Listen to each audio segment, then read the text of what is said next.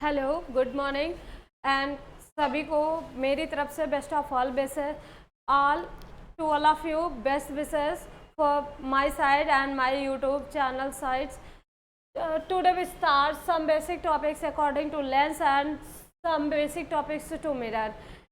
We study with a new function according to light.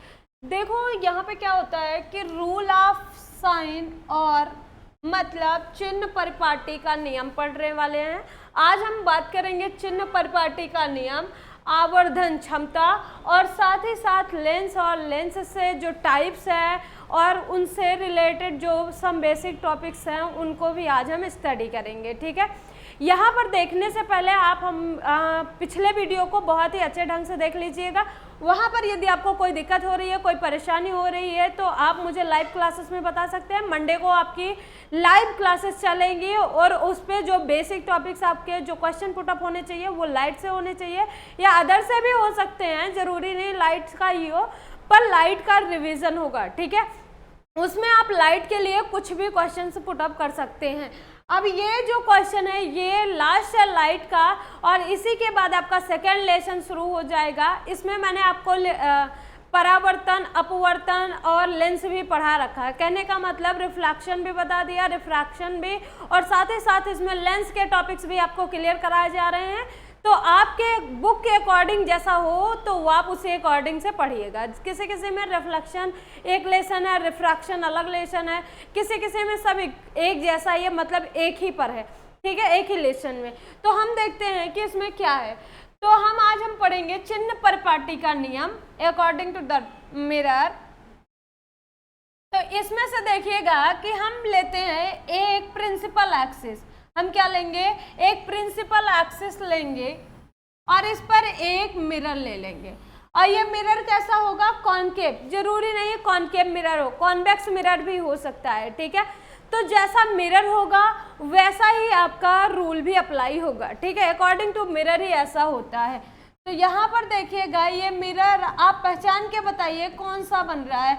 ये mirror शायद concave mirror है, right. Concave mirror है क्योंकि इसका जो मिरर हुआ है ये इसमें जो रिफ्लेक्शन होगा वो किस तल से होगा, दबे हुए तल से होगा. इधर साइड से देखिए दबे हुए तल से रिफ्लेक्शन होगा क्योंकि इसमें जो पॉलिश किया गया है वो अदर साइड पे, मतलब जो निकला हुआ साइड है उस साइड पर किया गया है. ठीक है, हमने पढ़ रखा है मिरर के अकॉर्डिंग कि मिरर का जो मिड पॉइंट होता है उसे क्या कहते हैं, पोल कहते हैं. तो हम पढ़ रहे हैं rule of sine, rule of sine, चिन्ह परिपाटी का नियम, चिन्ह परिपाटी का नियम. तो इसके अकॉर्डिंग सबसे पहला जो क्वेश्चन या जो पहला नियम है वो कहता है कि दर्पण में जो भी दूरियां नापी जाती हैं, मिरर में जो भी डिस्टेंस मेजर की जाती हैं, वो सभी डिस्टेंस कहाँ से मेजर की जाती है, पोल से. मिरर की कोई भी डिस्टेंस जो मिरर स्टार्टिंग से मेजर की जाती है वो पोल से की जाती है. पोल से ही कभी भी किसी भी टाइम अगर आप किसी भी डिस्टेंस को कवर अप कर रहे हैं या मेजरमेंट ले रहे हैं तो वो ऑलवेज आप कहाँ से लेंगे, पोल से. ठीक है, ये मिरर हमारा कॉनकेव है. तो इसमें आपको देखना है कि इसमें जो साइड्स हैं वो according to east, west, north, south हैं. तो हम इसको उसके अकॉर्डिंग नहीं बल्कि left hand right hand rule के अकॉर्डिंग देखेंगे. देखो इस तरफ देखो राइट हैंड है कि नहीं है, इस तरफ कौन सा हैंड है, मेरा राइट हैंड है. ठीक है, और इस तरफ मेरा कौन सा हैंड है, लेफ्ट हैंड है. ठीक है, ध्यान से देखना, लेफ्ट हैंड है, लेफ्ट हैंड और राइट हैंड है. ये अपर साइड है, कैसा साइड है, अपर साइड है, और ये क्या है, लोअर साइड है, या फिर नॉर्थ ईस्ट, नॉर्थ और साउथ साइड भी आप कह सकते हैं. ठीक है, तो यहाँ पर देखिएगा कि जैसे जब मिरर में किसी भी डिस्टेंस को मापते हैं तो इसी के अकॉर्डिंग मापते हैं. अब देख रहे हैं हम इसमें कौन सा एरिया हमारा पॉजिटिव जाता है, कौन सा निगेटिव जाता है. ठीक है, तो ये जो हमारा राइट हैंड साइड है, अगर यहाँ पर कोई ऑब्जेक्ट रखा जाता है तो या फिर कोई भी डिस्टेंस ली जाती है, मेजर की जाती है, तो वो ऑलवेज पॉजिटिव ली जाती है. कैसे ली जाती है, पॉजिटिव ली जाती है. राइट हैंड साइड पे हमेशा किसी भी डिस्टेंस को आप मेजर करेंगे, चाहे वो डिस्टेंस आप इमेज हो, चाहे डिस्टेंस आप फोकस हो, या फोकल लेंथ हो, या फिर डिस्टेंस आप ऑब्जेक्ट हो, वो सभी डिस्टेंस किसके अकॉर्डिंग हैं, पॉजिटिव ही ली जाएंगी, ठीक है। लेकिन जब आप लेफ्ट साइड में वही चीज करने के लिए आते हैं तो लेफ्ट हैंड साइड में क्या होता है, ये सभी डिस्टेंस किस में ली जाती हैं, निगेटिव ली जाती हैं। लेफ्ट हैंड साइड में सभी डिस्टेंस कैसे ली जाती हैं, निगेटिव। और अपर साइड में भी सभी डिस्टेंस कैसे मेजर की जाती हैं, पॉजिटिव। लोअर साइड में सभी डिस्टेंस कैसे ली जाती हैं, निगेटिव। जैसे मान लो हमारा इमेज जो बन रहा है वो इमेज हमारा राइट हैंड साइड पे बन रहा है, तो उस टाइम जब हम इमेज की डिस्टेंस लेंगे तो वो ऑलवेज कैसी दिखेगी, हमें पॉजिटिव, मतलब हमें साइन पॉजिटिव लेना है। और जब हम लेफ्ट हैंड साइड के अकॉर्डिंग लेंगे तो वहां पर हमारी डिस्टेंस जो होगी वो निगेटिव होनी चाहिए। अपर साइड में जो डिस्टेंस होती है वो ऑलवेज पॉजिटिव होती है और लोअर साइड में ऑलवेज निगेटिव होती है। ये रूल होता है, साइन मतलब नियम होता है, चिन्ह परिपाटी का नियम होता है, दर्पण के लिए यही होता है। तो ये ऐसा क्यों देखा जाता है, क्यों किया जाता है, क्योंकि हमें निकालना होता है और डिस्टेंस ऑफ ऑब्जेक्ट और डिस्टेंस ऑफ इमेज और फोकल लेंथ। तो जो अगर कॉन्केव मिरर की बात करें तो इसमें जो डिस्टेंस है अकॉर्डिंग टू ऑब्जेक्ट और इसके बाद आपका है इमेज का, फिर फोकल लेंथ है, तो ये सभी डिस्टेंस जो है ये सभी की सभी माइनस में ही लिखी जाती हैं। मतलब अवतल दर्पण में सभी दूरियां माइनस में ली जाती हैं, चाहे वो वस्तु की दूरी हो, चाहे वो प्रतिबिंब की दूरी हो, चाहे वो फोकस दूरी हो, सभी दूरियां किस में लिखी जाती हैं, माइनस में। मतलब आप जब क्वेश्चन करेंगे तो बिना माइनस के नहीं कर सकते हैं, आपको प्लस लगा के नहीं करना है, नहीं तो आंसर गलत आएगा। क्योंकि अभी इस पर बेस्ड जो न्यूमेरिकल है वो लगभग यू भी है, आप में रिलेशन को इस्टेब्लिश करते हैं, इसलिए हमें ये चीज़ें ध्यान में रखनी है कि u का जो साइन होता है, मतलब u की जो डिस्टेंस होती है वो ऑलवेज माइनस ली जाती है, v ऑलवेज माइनस और या b ऑलवेज माइनस ही होता है, ठीक है। दूसरी बात मैंने बताया कि जो भी डिस्टेंस आप कवर अप करेंगे या मेजर करेंगे वो ऑलवेज कहाँ से होनी चाहिए, पोल से स्टार्ट होनी चाहिए, ठीक है। पोल से ही नपती है, सभी दूरियां कहाँ से नपती हैं, पोल से नपती हैं, ठीक है। और इसके बाद आपको तीसरी बात जो बतानी है वो ये है कि जब भी आप किसी भी मिरर में ऑब्जेक्ट को रखते हैं, मतलब आप वस्तु को रख रहे हैं, मान लो आपको मोमबत्ती रखनी है, उसकी इमेज लेनी है, तो आप मोमबत्ती को राइट हैंड साइड में कभी नहीं रख सकते, आप हमेशा कहाँ रखेंगे उसको, लेफ्ट हैंड साइड में। मतलब बिंब की जो स्थिति होती है वो हमेशा कौन सी दिशा में होती है, बाम हस्त में, मतलब बाईं तरफ ही ली जाती है। वस्तु को हमेशा किस तरफ रखेंगे, बाईं हाथ की तरफ पे रखेंगे। अगर आप दाईं हाथ पे रखते हैं तो वहां पर गलत हो जाता है। तो जो ऑब्जेक्ट है वो ऑलवेज उसकी पोजीशन कहाँ फिक्स की जाती है, लेफ्ट हैंड साइड में। राइट हैंड साइड में उसकी इमेज बन सकती है, ठीक है, क्लियर है। ऊपर भी बन सकती है, नीचे भी बन सकती है। इसी के लिए हमने आपको बता रखा है कि जिस साइड में बनेगा वैसा ही आपको क्या करना है, डिस्टेंस को लेना है according to minus and plus, ठीक है। अगर यही कॉन्वेक्स मिरर के लिए बात की जाए, किसके लिए, कॉन्वेक्स मिरर के लिए बात की जाए, कॉनकेव के लिए पहले देख लीजिए। कॉनकेव के लिए एकदम क्लियर लिख लीजिएगा कि जो कॉनकेव मिरर के लिए सभी डिस्टेंस में u भी माइनस होता है, v भी माइनस होता है और f भी माइनस में ही मेजर किया जाता है। कॉन्वेक्स मिरर के लिए क्या होता है, कॉन्वेक्स मिरर के लिए क्या होता है, इसमें u माइनस होता है, u क्या होता है, माइनस होता है, v और f दोनों कैसे होते हैं, प्लस होते हैं। u और v क्या होता है, u जो है माइनस होता है, v प्लस होता है, f भी क्या होता है, प्लस होता है। तो मतलब v और f इसमें प्लस होता है लेकिन u माइनस होता है, क्योंकि ये हमेशा आपको बताया गया कि लेफ्ट हैंड में ही ऑब्जेक्ट को रखा जाता है, राइट हैंड में नहीं रखा जाता है। तो इसलिए इसका जो इमेज बनता है वो हमेशा राइट हैंड पे बनता है। तो इसलिए कहा जाता है कि इसका जो इमेजिनेशन है, इसकी जो डिस्टेंस कवर अप की जाएगी, मेजर की जाएगी, वो हमेशा पॉजिटिव ली जाएगी। फोकल लेंथ भी इसका कैसा होता है, पॉजिटिव ही होता है। तो चिन्ह प्रॉपर्टी का पहला नियम है कि हमेशा किसी वस्तु को आप बाएं हाथ की दिशा में रखेंगे।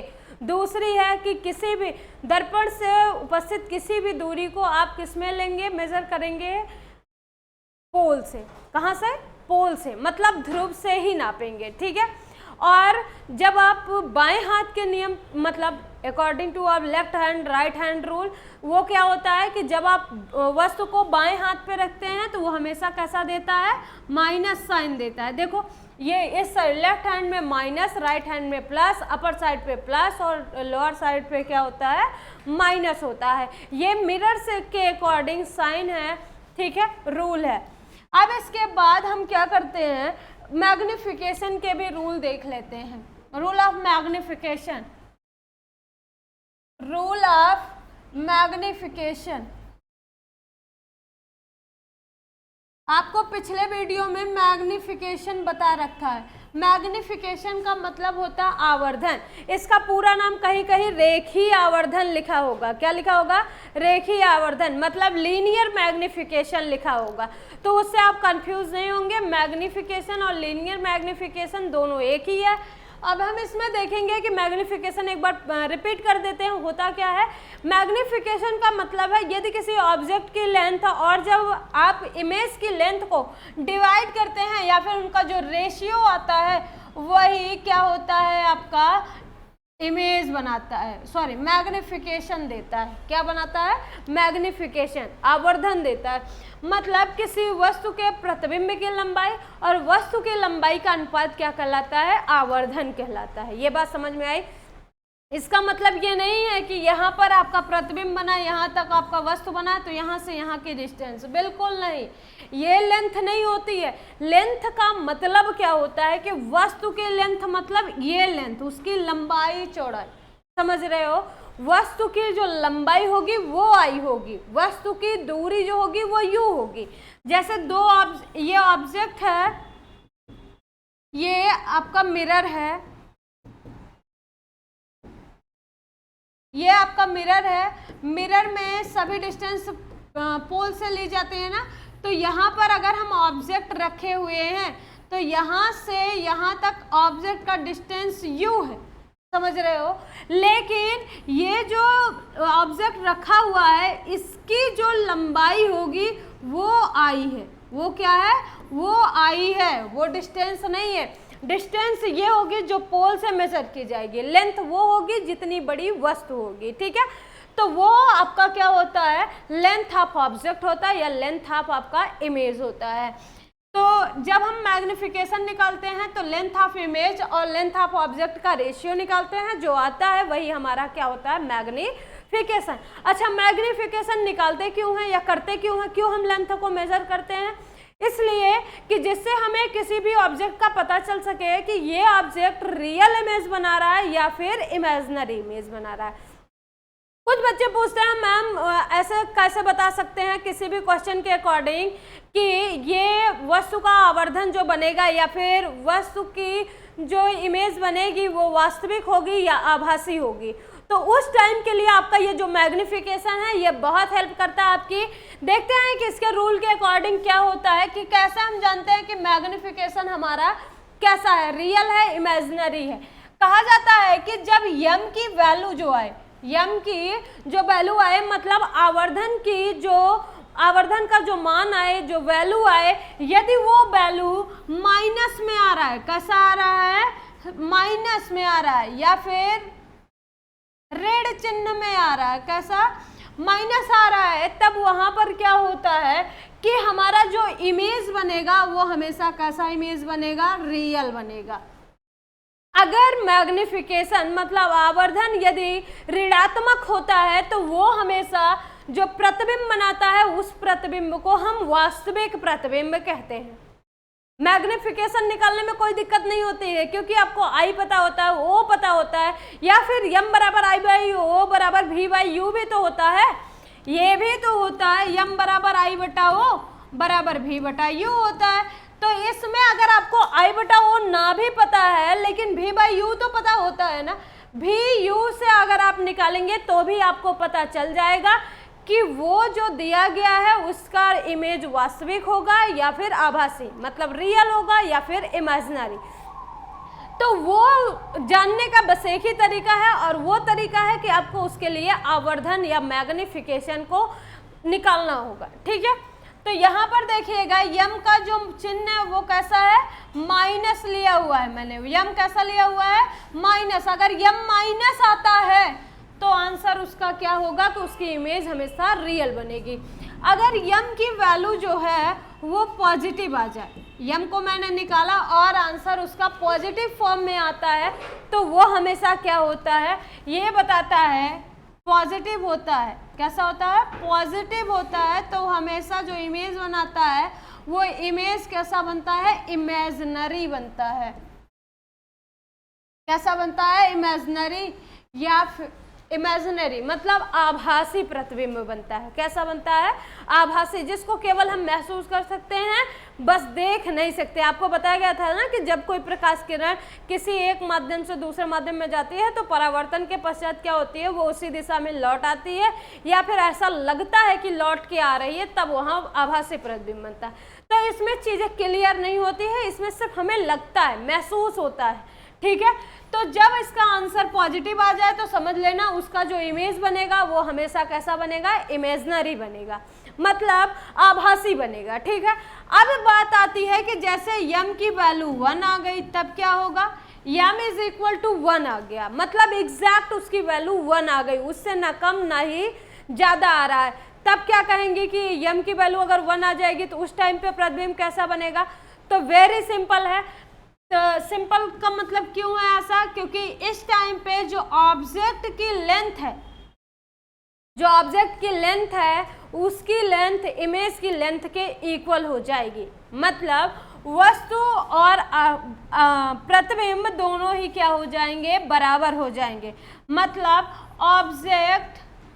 ऑब्जेक्ट जो होगा वो किसके इक्वल हो जाएगा, इमेज के इक्वल हो जाएगा। ऑब्जेक्ट की जो लेंथ होगी वो इमेज की लेंथ के इक्वल हो जाएगी। उस पोजीशन में कहते हैं कि बिंब की स्थिति प्रतिबिंब की स्थिति के बराबर होती है, इसलिए उसका मैग्निफिकेशन हमेशा 1 आता है। ठीक है, तो जब वस्तु की स्थिति प्रतिबिंब की स्थिति के बराबर हो जाती है तब कहा जाता है रेखीय आवर्धन यम बराबर 1 होगा। 1 नंबर के क्वेश्चन में ऑप्शनल में पूछा जाता है कि वो कौन सी स्थिति है जब बिंब का आकार वस्तु के आकार के बराबर हो जाता है। तो उस टाइम पे आप कहेंगे कि जब आपका रेखीय आवर्धन 1 हो जाता है। रेखीय आवर्धन कैसा हो जाता है, 1 हो जाता है, तब वहां पर वस्तु की स्थिति प्रतिबिंब की स्थिति के क्या हो जाती है, बराबर हो जाती है। ठीक है, मतलब उस टाइम आप और आपके दोस्त बराबर, देखो आपके दोस्त और आप कब बराबर होते हैं, जब दोनों गधा हो या दोनों पढ़े में तेज हो। सबसे ज्यादा दुख कब होता है पता है, जबकि आप दोस्त आपका कम हो जाए, कम नंबर पा जाए। जैसे 20 नंबर का क्वेश्चन है और आपको 20 नंबर का पूर्णांक में से एक को 19 मिला है और एक को 17 मिला है, जबकि पढ़ते दोनों एक बराबर हैं।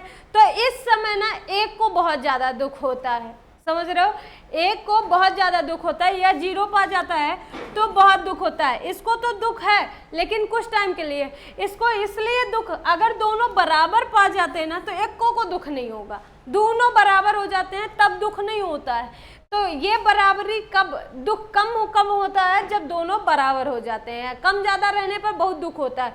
तो इसलिए ये भी कहता है कि हम जब बराबर हो जाते हैं तो हमारा आवर्धन कितना हो जाता है, 1 हो जाता है। सबसे ज्यादा दुख की बात है कि 2 से ज्यादा नंबर पा जाता है, जब बराबर फेल हो जाता है तब नहीं दुख होता है, बहुत खुशी होती है कि चलो एक नहीं दोनों फेल हुए हैं। अब घर पे कोई नहीं बताएगा किसी को कि मैं पढ़ता था।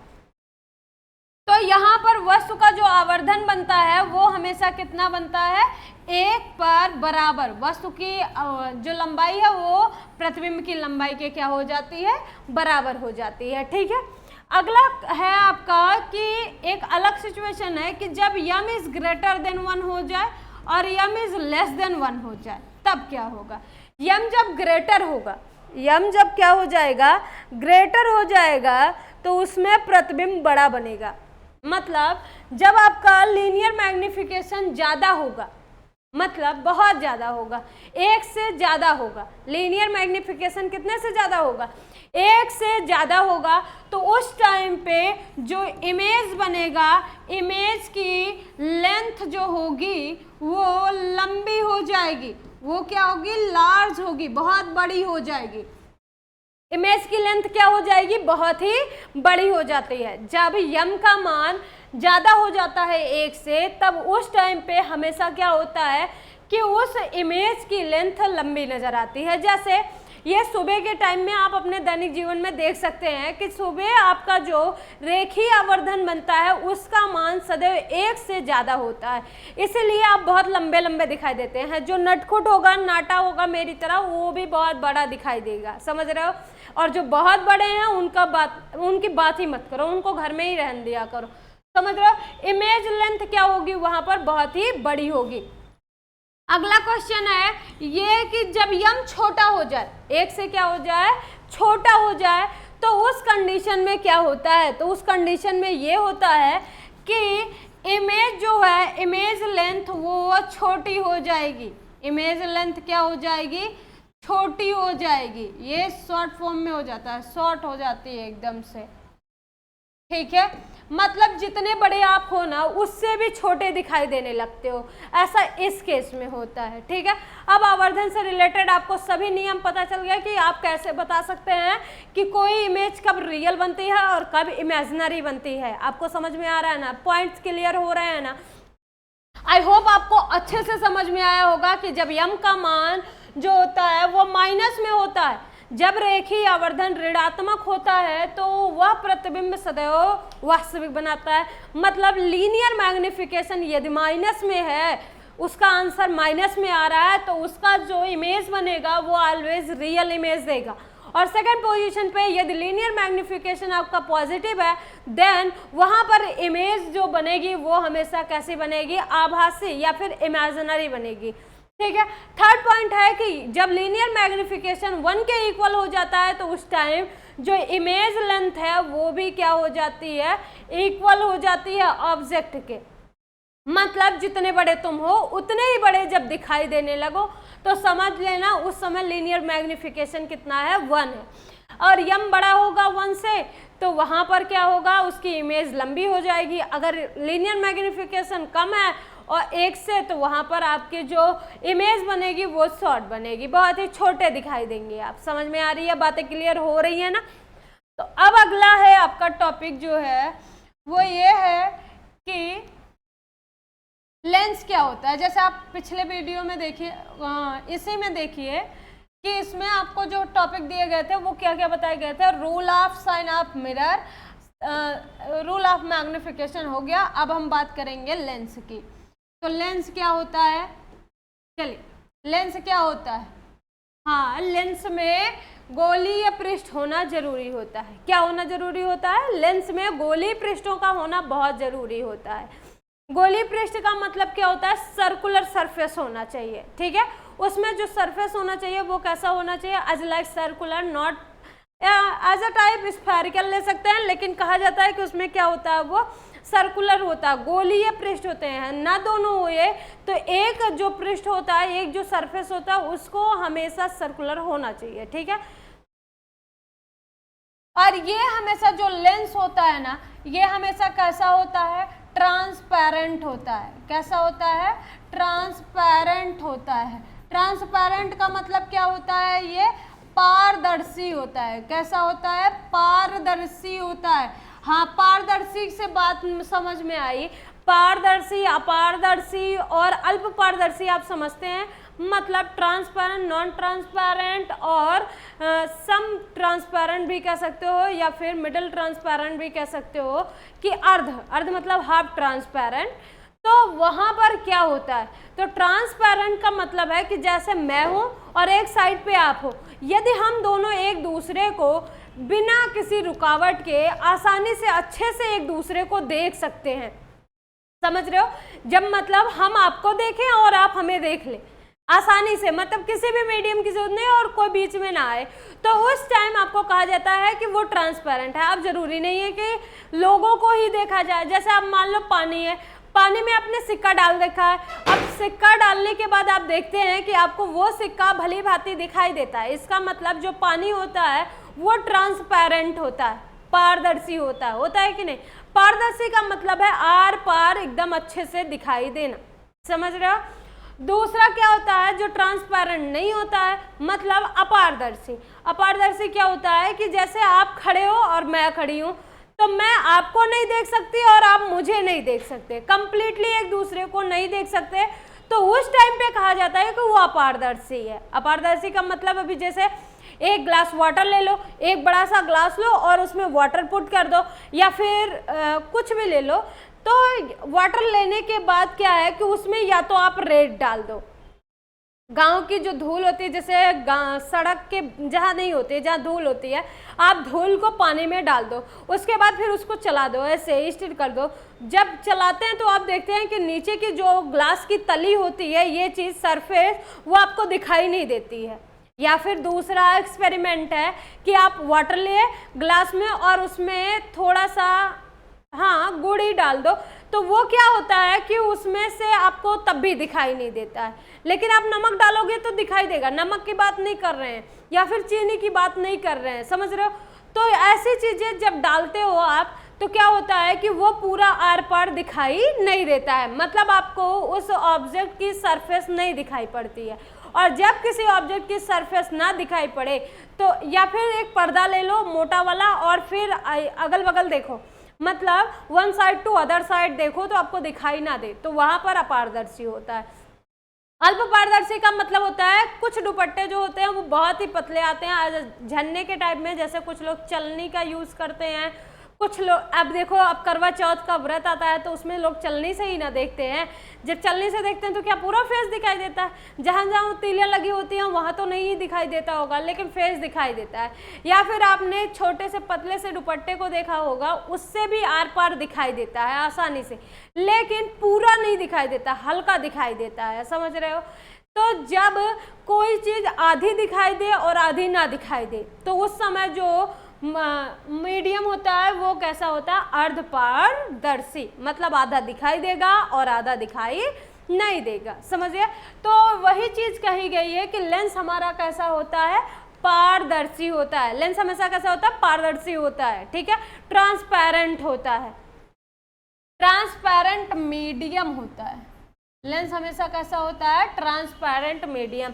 कहा जाता है कि लेंस एक समांग पारदर्शी माध्यम है। समांग का मतलब क्या है कि उसकी जो इंडेक्स है वो ऑलवेज फिक्स होती है, ठीक है। तो लेंस जो होता है एक ऐसा समांग पारदर्शी माध्यम होता है जो दो सर्कुलर, टू सर्कुलर या फिर वन सर्कुलर सरफेस से क्या होता है, बना हुआ होता है। किससे, टू सर्कुलर सरफेस से या वन सर्कुलर सरफेस से मिलकर बना हुआ होता है।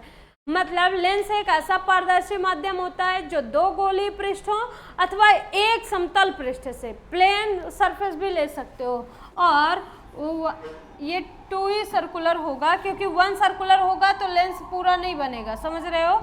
इसलिए इसको कहा जाता है कि इसमें टू सर्कुलर सरफेस हो या फिर सिंगल प्लेन सरफेस हो। कैसा, सिंगल प्लेन सरफेस हो,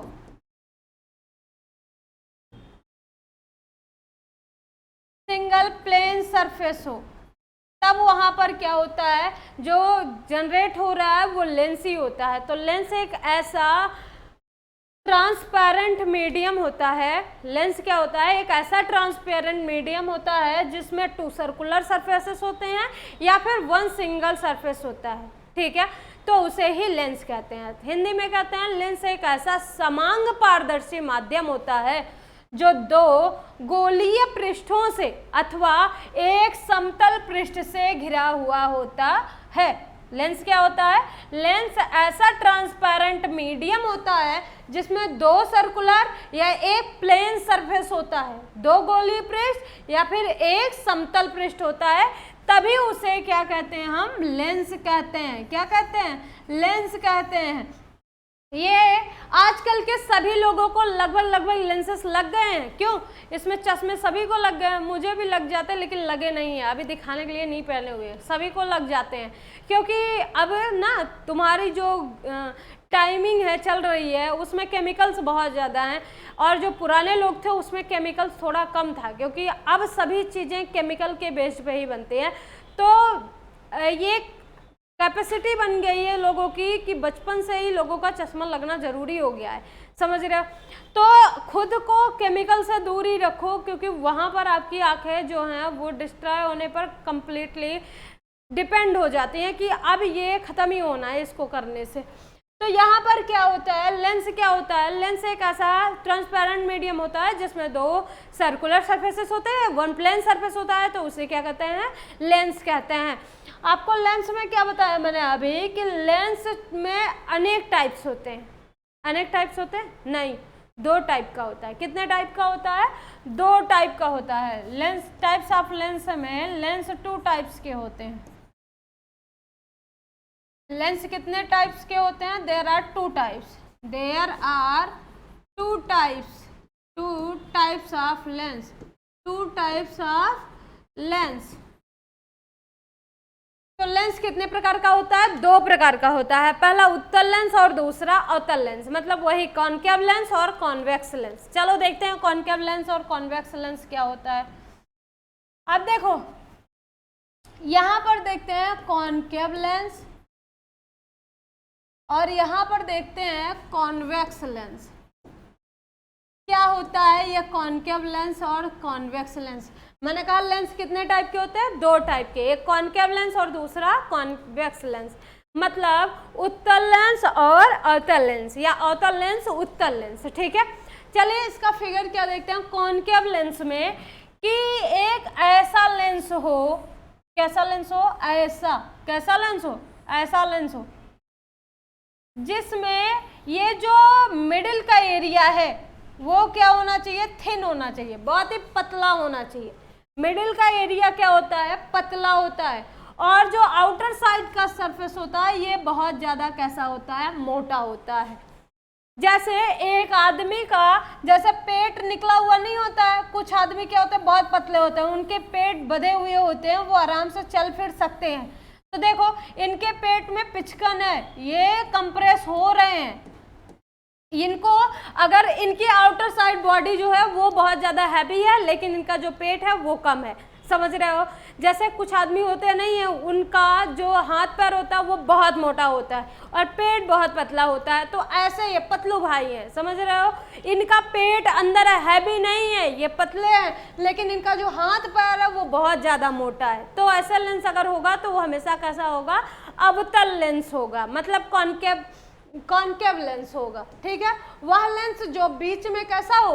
पतला हो, और किनारों पर क्या हुआ हो? फैला हुआ हो या मोटा हो, तब ऐसे लेंस को क्या कहते हैं? Concave lens. वह लेंस जो बीच में कैसा हो?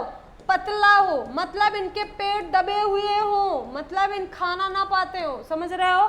अगर पेट पतला है और पूरी बॉडी मोटी है तब वहां पर जो होता है वो कॉनकेव लेंस होता है। वह लेंस जो बीच में मोटा नहीं बल्कि क्या हो? पतला हो, और किनारों पर कैसा हो? मोटा हो। देखो दिखने से ही लग रहा है कि इसको और बढ़ा सकते हैं, बढ़ा सकते हैं ना? तो ये किनारों पर कैसा होता है? मोटा होता है, जबकि बीच में कैसा होता है? पतला होता है। अगर बीच में पतला और किनारों पर मोटा हो रहा है तो समझ लेना वो कौन सा लेंस है? हमेशा कॉनकेव लेंस है। और दूसरा क्या है आपका? कॉन्वेक्स लेंस क्या होता है? तो वह लेंस जो बीच में कैसा हो? मोटा हो, बीच में कैसा हो? मोटा हो, और किनारों पर कैसा हो? पतला हो।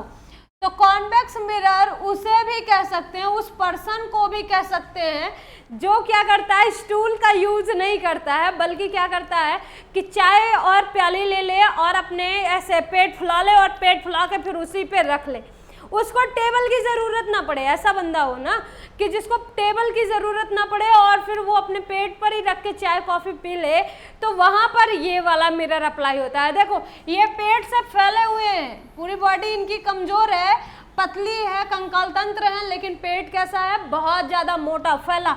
अगर ये फैलाना चाहो ना तो कई एरिया को कवर कर सकता है, समझ रहे हो।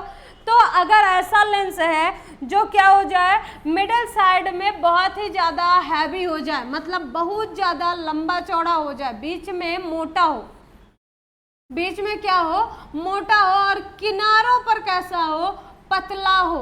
बीच में मोटा हो और किनारों पर कैसा हो, पतला हो। ये बीच में मोटा और किनारों पर पतला हो, तब वहाँ पर जो लेंस होता है वो हमेशा कैसा होता है, कॉन्वेक्स लेंस होता है। मतलब इनकी एक में कह सकते हो पतलू है और दूसरे में मोटू है। या फिर ऐसे आदमी जो बीच से पतले होते हैं और शरीर से भारी होते हैं, और कुछ लोग होते हैं जो पेट से भारी होते हैं, मतलब पेट उनका बहुत निकला हुआ होता है। खास करके अंकल जी को देख लो, वो उनके क्या होते हैं, पेट निकले हुए होते हैं, और जो हाथ पैर होते हैं वो ऐसे टिड्डी दल कंकाल तंत्र की तरह दिखता है कि नहीं दिखता है। सोच के देखना, अपने गांव के जो लोग ऐसे होंगे उनके नाम कमेंट कर सकते हो। बाद में अगर मिलेंगे तो कूटे जाओगे, वो अलग की बात है, सिचुएशन आपकी है, संभालना आपको है। क्योंकि अगर मैं कुटी तो मैं तो अपना किसी को नहीं बताऊंगी, तुम भी कुटना ना तो किसी को मत बताना, क्योंकि बताने से बेइज्जती होती है और सीक्रेट फैल जाते हैं। तो यहाँ पर क्या है कि वह लेंस जो बीच में मोटा और किनारों पर क्या हो जाए, पतला हो जाए, उसे उत्तल लेंस कहते हैं। ठीक है, उत्तल लेंस और अवतल लेंस आपको समझ में आया।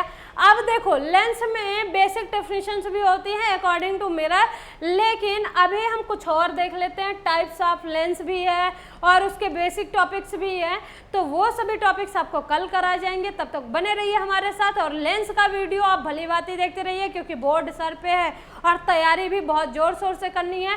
हाँ, आपको जो क्वेश्चन इससे रिलेटेड हो रहा है, जो न्यूमेरिकल है, वो सभी न्यूमेरिकल आपको प्रोवाइड कराए जाएंगे। बस आपको बने रहना है हमारे साथ काफ़ी लंबे समय तक। ठीक है, देखते रहिए।